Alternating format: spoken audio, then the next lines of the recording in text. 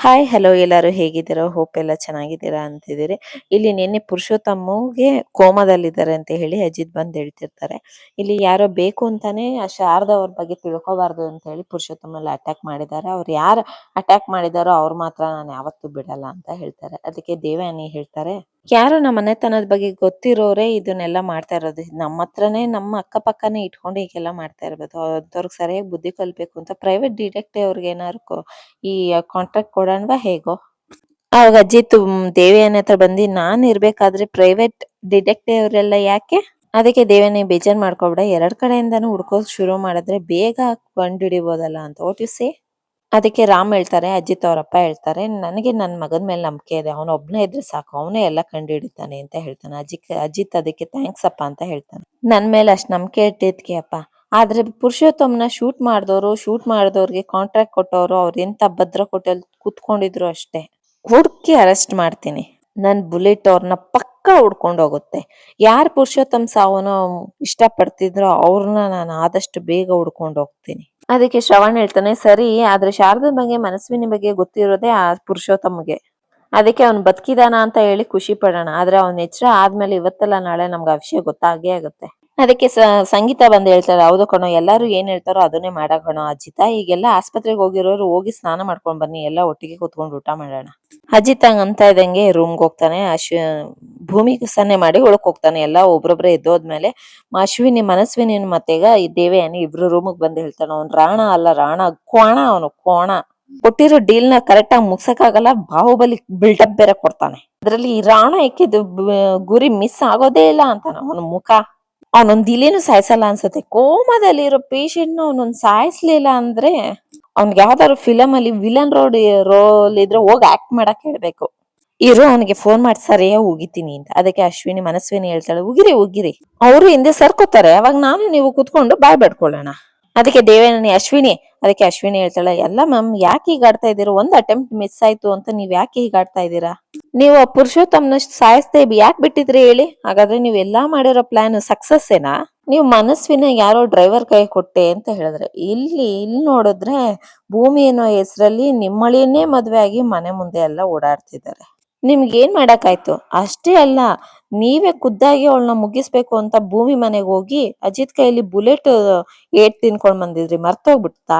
ಸ್ವಲ್ಪ ದಿನ ನಾವು ಸೈಲೆಂಟ್ ಆಗಿರೋಣ, ಮುಂದಿನ ಅಟೆಂಪ್ಟ್ ನೋಡ್ಕೊಂಡು ನಾವು ಮತ್ತೆ ಅವ್ರ ಮೇಲೆ ದಾಳಿ ಮಾಡೋಣ. ಆದ್ರೆ ಅಲ್ಲಿವರೆಗೂ ಹುಷಾರಾಗಿರೋಣ, ಯಾಕಂದ್ರೆ ಈಗ ಅಜಿತ್ಗೂ ಶ್ರವಣ್ಗೂ ನಮ್ಮ ಮೇಲೆ ಕಣ್ಣು ಹಾಕಿರೋ ಚಾನ್ಸಸ್ ಇರುತ್ತೆ.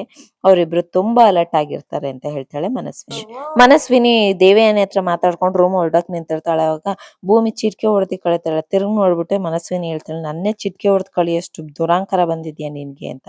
ಅದಕ್ಕೆ ಭೂಮಿ ಹೇಳ್ತಾಳೆ, ಚಿಲ್ಡ್ರ ತರ ಆಡೋರನ್ನ ಚಿಟ್ಕೆ ಹೊಡೆದೆ ಕರಿಯೋದು ಅಂತ. ಅದೆಲ್ಲ ಇರ್ಲಿ, ಟೇಷನ್ ಬಂದಿದ್ ಯಾಕೆ ಅಂತ ಕೇಳ್ತಾಳೆ. ಅದಕ್ಕೆ ಮನಸ್ವಿನಿ ಹೇಳ್ತಾಳೆ, ನನ್ನ ಅತ್ತೆ ಮಗನೇ ಫೋನ್ ಮಾಡಿ ಕಳ್ಸ್ಕೊಂಡಿದ್ದು. ಅದಕ್ಕೆ ಭೂಮಿ ಹೇಳ್ತಾಳೆ, ನಿಮ್ಮ ಅತ್ತೆ ಮಗ ಅಲ್ಲ, ನನ್ನ ಅತ್ತೆ ಮಗ ಅವನು. ಅಗ್ನಿ ಸಾಕ್ಷಿಯಾಗಿ ಮದ್ವೆ ಆಗಿರೋಳು ನಾನು.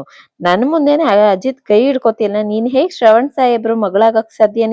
ನೀನ್ ಪಕ್ಕಾ 420 ಏಯ್ ಅಂತ ಮನಸ್ವಿನಿ ಹೇಳ್ತಾಳೆ. ಅದಕ್ಕೆ ಭೂಮಿನ ಏಯ್ ಅಂತ ಹೇಳಿ ಕೈ ತೋರಿಸ್ತಾಳೆ. ಅದಕ್ಕೆ ಭೂಮಿ ಹೇಳ್ತಾ, ಇವತ್ತೇ ಲಾಸ್ಟ್, ಇನ್ನೊಂದ್ಸತಿ ನಮ್ ಸಾಹೇಬ್ರ ಜೊತೆ ನೀನು ನೋಡಿದ್ರೆ ಕಜ್ಜಾಯ ತಟ್ಟಂಗ್ ಕಟ್ಟು ಬಿಡ್ತೀನಿ.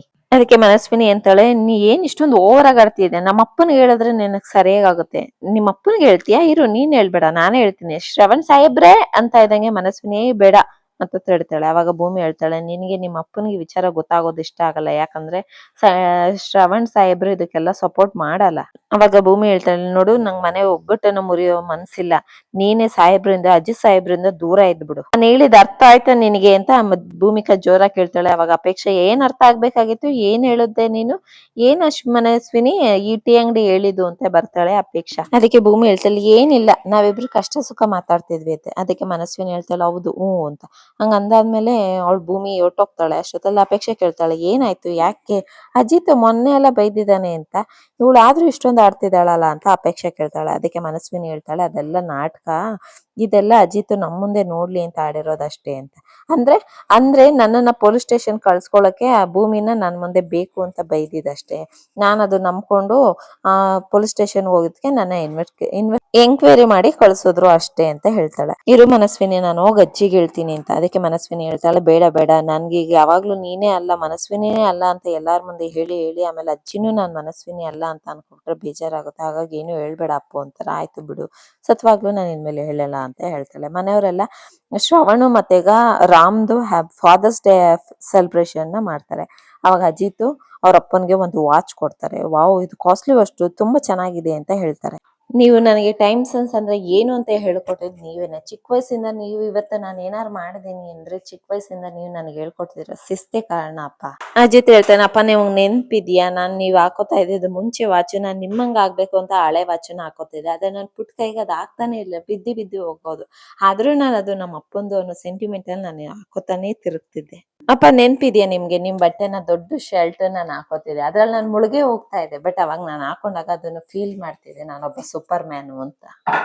ನಾನ್ ಸೂಪರ್ ಮ್ಯಾನ್ ಆಗಿದ್ದೀನೋ ಇಲ್ವೋ ಗೊತ್ತಿಲ್ಲಪ್ಪ, ಆದ್ರೆ ಇವಾಗ ತುಂಬಾ ಜನರ ಪ್ರೀತಿನ ನಾನು ಗಳಿಸಿದ್ದೀನಿ. ನಾನು ಇಷ್ಟೊಂದು ಗಳಿಸಕ್ಕೆ ನೀವು ಕಲ್ಸಿರೋ ವಿದ್ಯೆ, ಆ ಟೈಮ್ ಸೆನ್ಸ್, ಆ ಪ್ರೀತಿ ಏನೇ ಕಾರಣ ಅಪ್ಪ.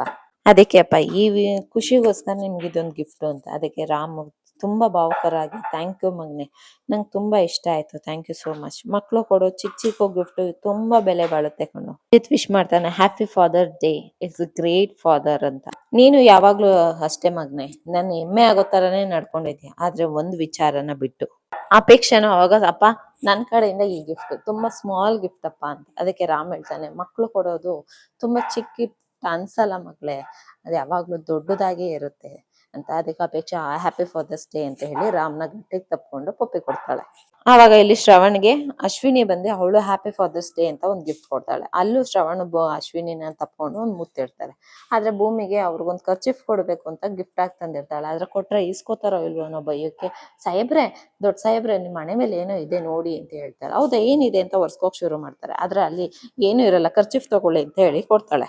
ಆ ಖರ್ಚಿನಲ್ಲಿ ಶ್ರವಣ ಹಣೆ ಎಲ್ಲ ಒರ್ಸ್ಕೊತಾರೆ. ಏನು ಇಲ್ವಲ್ಲ, ಯಾಕೆ ಹೇಳ್ದೆ ಅಂತ ಹೇಳ್ತಾರೆ. ಇಲ್ಲ, ನಿಮ್ಮ ಮನೆ ಮೇಲೆ ಏನೂ ಇರ್ಲಿಲ್ಲ, ನಿಮ್ಗೆ ಇದನ್ನ ಗಿಫ್ಟ್ ಆಗಿ ಕೊಡ್ಬೇಕಿತ್ತು, ಅದಕ್ಕೆ ನಾನು ಕೊಟ್ಟೆ ಅಂತ ಹೇಳ್ತಾಳೆ. ಆಮೇಲೆ ಖರ್ಚಿಫ್ ತೆಗ್ದು ನೋಡಿದ್ರೆ ಅದ್ರಲ್ಲಿ ಅಪ್ಪ ಅಂತ ಬರ್ತಿರುತ್ತೆ. ಅದು ನೋಡಿ ಶ್ರವಣಂಗ್ ನಿಜವಾನು ತುಂಬಾ ನೋವಾಗುತ್ತೆ. ಅವನು ಫೀಲಿಂಗ್ ಅಲ್ಲಿ ಮಗಳು ಫೀಲಿಂಗ್ ಅಲ್ಲೇ ನೋಡ್ತಾಳೆ. ಅವಾಗ ಭೂಮಿ ಕೇಳ್ತಾಳೆ, ನಾನು ಇನ್ಮೇಲೆ ನನ್ನ ಫೋನಲ್ಲಿ ನಿಮ್ನ ಅಪ್ಪ ಅಂತ ಸೇವ್ ಮಾಡ್ಕೋಬೋದಾ ಅಂತ. ಆದ್ರೆ ಶ್ರವಣ ಎಲ್ಲಾರ ಮುಖ ನೋಡಿ ಮನಸ್ವಿನಿ ಮುಖ ನೋಡಿದಾಗ ಮನಸ್ವಿನಿ ಅವಳು ತುಂಬಾ ಬೇಜಾರಲ್ಲಿರೋದು ನೋಡಿ, ಯಾವ್ದು ಅವಶ್ಯಕತೆ ಎಲ್ಲ ಬಿಡು ಅಂತ ಹೇಳ್ತಾರೆ. ಅದು ನಾ ಅದ್ರಲ್ಲಿ ಬರ್ದಿದ್ದು ಅಪ್ಪ ಅನ್ನೋದನ್ನ ನೀನ ಮಾಡಿದ್ದು ಅಂತ. ಅದಕ್ಕೆ ಭೂಮಿ ಹೇಳ್ತಾಳೆ, ಹೌದು ಅಂತ. ಹಾಗಾಗಿ ಅವನು ಸೈಲೆಂಟ್ ಆಗ್ಬಿಡ್ತಾನೆ. ಆಗ ಅಪೇಕ್ಷೆ ಹೇಳ್ತಾಳೆ, ಯಾಕೆಲ್ಲ ಇಷ್ಟು ಸೈಲೆಂಟ್ ಆಗಿದ್ದೀರಾ, ಬನ್ನಿ ಬರ್ತಡೇ ಕಟ್ ಮಾಡೋಣ, ಕೇಕ್ ಕಟ್ ಮಾಡೋಣ, ಕೇಕ್ ಕಟ್ ಮಾಡಿ ಎಂಜಾಯ್ ಮಾಡಿದ್ರೆ ನೀವು ಈ ಸೆಂಟಿಮೆಂಟ್ ಮಾಡ್ತಿರಲ್ಲ ಅಂತ ಹೇಳ್ತಾಳೆ. ಅವಾಗ ಸಂಗೀತ ಹೇಳ್ತಾಳೆ ಭೂಮಿನ ತಪ್ಕೊಂಡು, ಭೂಮಿ, ನಾವು ಯಾರನ್ನ ಏನಂತ ಕರಿತೀವಿ ಅನ್ನೋಕ್ಕಿಂತ ನಮ್ಮ ಮನ್ಸಲ್ಲಿ ಅವ್ರಿಗೆ ಏನ್ ಸ್ಥಾನ ಕೊಟ್ಟಿದೀವಿ ಅನ್ನೋದು ಮುಖ್ಯ. ಮುಂದಿನ ಜನ್ಮದಲ್ಲಿ ನೀನು ಶ್ರವಣ್ ನಂಗ್ ಮಗಳಾಗಿ ಬರ್ಬೇಕು ಅಂತ ನಾನ್ ನಿಂಗೆ ಆಶೀರ್ವಾದ ಮಾಡ್ತೀನಿ. ಅವಾಗ ಅಜಿತನೇ ಮದ್ವೆ ಆಗಿ ನಮ್ಮನೆಗೆ ಬರ್ಬೇಕು ಅಂತ ಅನ್ಕೋತೀನಿ, ಓಕೆನಾ? ಶ್ರವಣ ರೀ, ಕೇಕ್ ಕಟ್ ಮಾಡಿ ಅಂತ ಹೇಳ್ತಾರೆ. ರಾಮ್ ಕೇಕ್ ಕಟ್ ಮಾಡಿ ಅಜಿತ್ಗೆ ತಿನ್ಸ್ತಾರೆ. ಅಜಿತ್ ಶ್ರವಣ್ ತಿನ್ಸ್ತಾರೆ. ಅಲ್ಲಿ ಕೇಕಿನ ಸೆಲೆಬ್ರೇಷನ್ ಮುಗಿಯುತ್ತೆ. ಅಮ್ಮ, ಹೋದ್ ತಿಂಗಳು ಬಜೆಟ್ ನ ಚೆಕ್ ಮಾಡೋ ದಿನ, ಅದಕ್ಕೇನೆ ಎಲ್ಲಾರನು ಕರೆದಿದ್ದೀನಿ.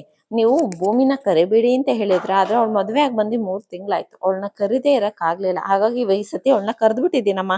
ಹಾಗಂತ ಇದ್ದಂಗೆ ಭೂಮಿ 2 ನಿಮಿಷ ಬಟ್ಟಿ ಅಲ್ಲಿಗೆ ಬರ್ತಾಳೆ. ಇವಳೇನ್ ಬೇಡ, ಇವಳೇನ್ ಇಲ್ಲಿ ಬಜೆಟ್ ನಡೆಸ್ಬೇಕಾದ್ರೆ ಮನೆಯವ್ರು ಮಾತ್ರ ಇರ್ಬೇಕು, ಬೇರೆಯವ್ರು ಅಲ್ಲ ಅಂತ ಹೇಳ್ತಾರೆ ಅಜ್ಜಿ. ಅದನ್ನ ಕೇಳಿಸ್ಕೊಂಡು ಭೂಮಿಗೆ ಬೇಜಾರಾಗಿ ಸುಮ್ನೆ ನಿಂತಿರ್ತಾಳೆ. ಅಷ್ಟೊತ್ತಲ್ಲಿ ಅಜಿತ್ ಬರ್ತಾಳೆ. ಯಾಕೆ ಅವಳು ಬರ್ಬಾರ್ದು, ಅವಳು ಈ ಮನೆ ಸೊಸೆ, ಹೇಳಿ ಬೇಕಾದ್ರೆ ಮದ್ವೆ ಒಂದು ಸರ್ಟಿಫಿಕೇಟೋ ಇಲ್ಲ ಮದ್ವೆದು ಒಂದು ವಿಡಿಯೋನೋ ಮಾಕೋ ವ್ಯವಸ್ಥೆ ಮಾಡೋಣ. ಅವಾಗಾದ್ರೂ ಅವಳು ನನ್ನ ಹೆಂಡ್ತಿ, ನನ್ನ ಅಗ್ನಿ ಸಾಕ್ಷಿಕ ತಾಲಿ ಕಟ್ಟಿದ ಹೆಂಡ್ತಿ ಅಂತಾರು ಒಪ್ಕೋತಿರೇನೋ ನೀವು ಅಂತ ಅಜಿತ್ ಹೇಳ್ತಾರೆ. ಈ ಬ್ಲಾಗ್ ಅಲ್ಲಿ ನಿಮ್ಗೆ ಇಷ್ಟ ಆದ್ರೆ ಲೈಕ್ ಮಾಡಿ, ಸಬ್ಸ್ಕ್ರೈಬ್ ಮಾಡಿ, ಸಪೋರ್ಟ್ ಮಾಡೋದನ್ನ ಬರಿಬೇಡಿ. ನಾಳಿನ ಬ್ಲಾಗ್ನ ಮಿಸ್ ಮಾಡದೆ ನೋಡಿ. ಜೈ ಶ್ರೀ